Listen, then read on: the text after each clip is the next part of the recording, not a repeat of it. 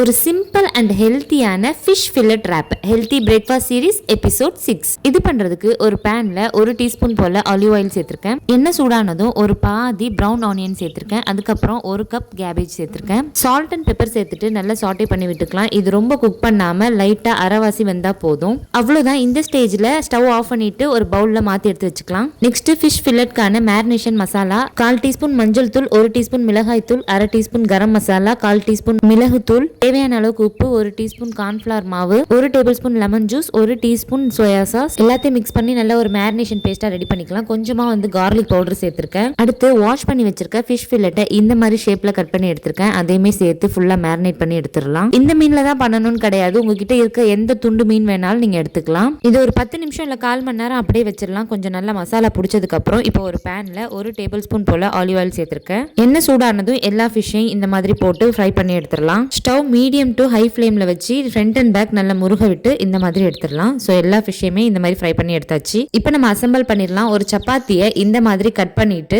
இதோட 3 சைட்ஸ்லயுமே நம்ம ஸ்டஃபிங் பண்ண போறோம். ஒரு சைட்ல பாயில்ட் எக்ல பண்ண மயோனைஸை ஸ்ப்ரெட் பண்ணிட்டு அதுக்கு மேல சாட்டே பண்ணி வச்சிருந்த கேபேஜ் வச்சிருக்கேன். இன்னொரு சைடு கெச்சப்பை ஸ்ப்ரெட் பண்ணிட்டு ஃப்ரை பண்ணி வச்சிருக்க ஃபிஷ் ஃபில்லட்டை இதுக்கு மேல வச்சிடலாம். நல்லா 2-3 துண்டு தாராளமா வச்சுக்கோங்க. அடுத்த சைட்ல சீஸ் ஸ்லைஸ் ஒரு ஸ்லைஸ் ஃபுல்லா சேர்த்திருக்கேன். அதுக்கு மேல கட் பண்ணி வச்சிருந்த ஆலிவ்ஸை ஃபுல்லா இந்த மாதிரி அடுக்கி வச்சுக்கோங்க. சோ அவ்வளவுதான். இந்த மாதிரி ஃபோல்ட் பண்ணி ரேப் பண்ணுங்க.